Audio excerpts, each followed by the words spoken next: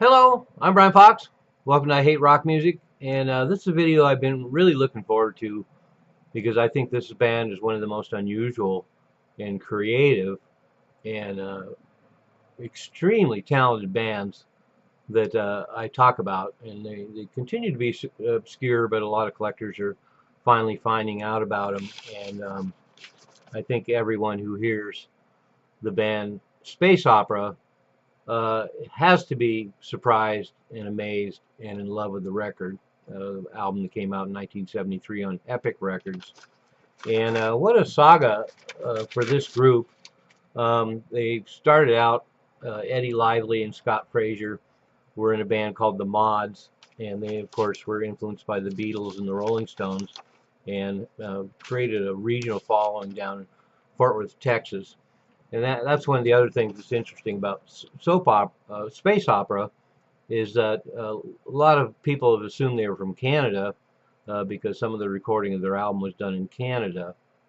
But they are indeed from Fort Worth, Texas. And it's David Bullock on guitar, bass, and vocals, Scott Frazier on guitar, keyboards, and vocals, Eddie Lively on guitar, keyboards, bass, and vocals, Phil White on bass, keys, and vocals, and then John Carrick joined the band, and T-Bone Burnett ended up producing an album for them on Uni in 1968. And so Frazier, Bullock, White were in a band called Whistler, Chaucer, Detroit, Greenhill, an album called The Unwritten Works of Jeffrey, etc. Quite a mouthful, and as you would imagine, the record went nowhere. But it's really pretty fascinating to see T-Bone Burnett show up in 1968 and work with these guys, and he was a natural choice. And the Unwritten Works of Joffrey, etc. album in itself is a wonderful record, really rare. I'll post the YouTube video of it down below. But the roots of everything that space opera ended up doing are kind of in this record by Whistler, Chaucer, Detroit, and Greenhill. There's a lot of country rock, and so unbeknownst to the public, there's a wave of really early country rock bands like Shiloh and International Submarine Band and the like. And Whistler, Chaucer, Detroit, and Greenhill are definitely amongst that crowd. Very innovative and so much talent in the band. There's a lot of songs on that album. There are a different singer and guitar player and the rest of the band backing them up. All of the Beatles' White Album, so almost like solo works by each of the front men of the band, backed by the band. But even with all its eclecticism, the album really hangs together well. And so anyway, that band added Brett Wilson, a jazz drummer, and they became Space Opera. And it's quite a saga. They're very influenced by the Beatles and the Byrds, so you can hear a lot of Byrds influence in their music. And I find a lot of kinship with the Eagles in a way too, because they have amazing harmonies. And one could argue that with the progressive influences in space opera, the arrangements and chord changes are a little more complex than what we found in the 1968 band. So in 1969, they became Space Opera. They played the Texas International Pop Festival in 1969.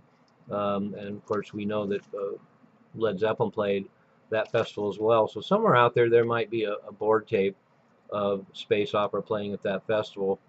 And they opened for a lot of really big bands, and all these bands were really impressed with the live presentation by Space Opera. And they played with Quicksilver, Jefferson Airplane, and the Byrds.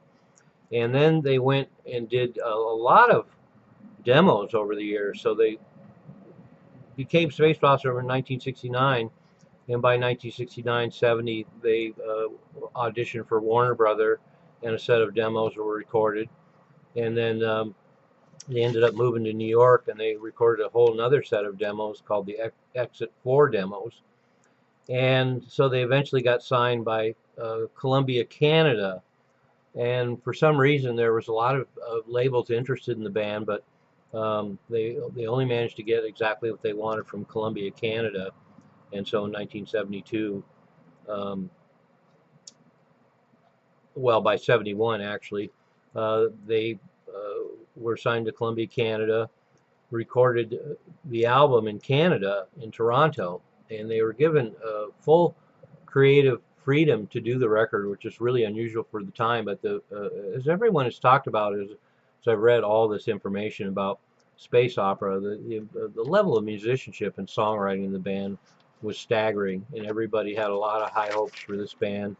And so they were in New York in 1971, and then ended up in Texas again back in 1972.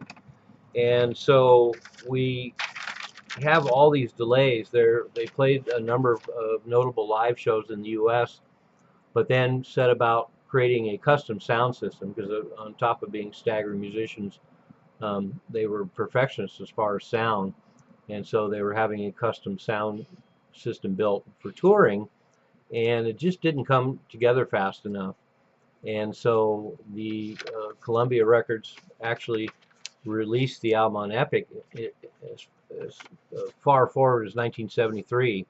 So here they've been together since 1969 and recorded demos in 1970 and 1971, and then ended up recording this album in 1972, and it didn't get released until 1973, and by that time Columbia had already dropped the band. Pretty unfortunate. This album is certainly one of the most amazing combinations of music I've ever heard, with country music mixed with prog, and it's really so accomplished. The vocal harmonies, as I mentioned, are really amazing. You can see the influence of the Byrds. Just wonderful electric 12-string guitar sounds, and then the songwriting is just stellar. And when you get into the album, it reminds me of moments of everything from the Eagles to Steely Dan to Genesis. And if you go song by song, the first song on the album could have been a single by the Eagles. It's just a consummate piece of country rock and very memorable, called Country Max. And then by the time you get to the second song, Holy River, the prog elements start coming in, and there's guitar work that is worthy of Robert Fripp. So pretty unusual, and the album is recorded so well too. When these extra guitar parts come in, they just really pop out. And so there's some really fusiony guitar. There's a instrumental called Guitar Suite that has one of the most interesting progressive harmonica solos I've ever heard. Backwards. A lot of backward sounds towards the end of it, and an almost fusiony guitar work. And this is 1973. This kind of adventurism it seems to hit a new height with space opera, and I think their music still sounds advanced to this day. And so as you get into the rest of the album, they add piano and acoustic guitars and strings, and there's a chamber group on the song Lookout, flute and piano. Blue Ridge Mountains is one of the best songs that the Byrds ever did, that the Byrds never recorded. It shows the Byrds' influence on space opera profoundly. And then you get to the Motherlode at the end, a song called Over and Over. It starts out as a wonderful country rock tune, and then ends up into a wall of sound with massive guitar overdubs, almost Steve Reich or Philip Glass-like in its repetition, and reminds me of King Crimson as well. But what a stunning record. Like I say, it's just hard to imagine there could be a band like this combining these elements, but here they are, and the fact that they're such staggering musicians with such great material and such incredible arrangements really makes the whole concept of country and prog being mixed together work. And the band continued after they were dropped by Epic, and fortunately an album called Safe at Home was released. That's quite hard to get now, but it's on YouTube. But it has a lot of the demos from 1970 and 71, and so a lot of songs that ended up on the album in 73 are on there in earlier versions, and it shows a little harder edge to the material, but it's interesting to see the development of the material from that. From those early demos. And then of course that's only partial demos. As I mentioned, they had a couple big demo sessions, and hopefully at some point some of the other demos will be released. But some of the most interesting stuff on this Safe at Home are demos, so-called demos, but they're fully realized from 1975 that are on the Safe at Home CD, and it includes their concept of including an entire chamber group as part of the band, and so they ended up with something between 9 and 12 members, and they actually took this version of the band out on the road. So this country rock prog group, augmented by a small classical group, and amazingly, it works astonishingly well. It's just a tragedy this album didn't come out in 1975. It includes clarinet and oboe and wonderful female vocals, strings, Moog synthesizer, piano, flute, harmonica, glockenspiel, and pedal steel. And these songs have to be heard to be believed, and the fact that they went out and pulled it live is all the more incredible. And so the band kind of had reunions over the years, and in 2000 they finally recorded a follow-up, incredible, 17 years later, and called Space Opera 2, and it picks up where they left off. It's a little more straightforward in some respects, but all the wonderful songwriting, the incredible background vocals and vocal harmonies, and just their crisp, wonderful sound is still intact. And so it's great to have this follow, but sadly, once again, it's quite rare. I only found 2 songs on YouTube from that record, but they're definitely worth hearing. So I can't recommend this band enough. I know I tend to lean towards a lot of hard rock bands and proto metal bands, and but there's a lot of other bands that I recommend, and this is one of the more unusual ones. So if you think you're ready for a band that sounds like a cross between the Eagles and Genesis with a bunch of other stuff thrown in, then you're ready for this. So if you haven't heard them, I hope you find it as amazing as I do. I'll post as much as I can down below and check it out.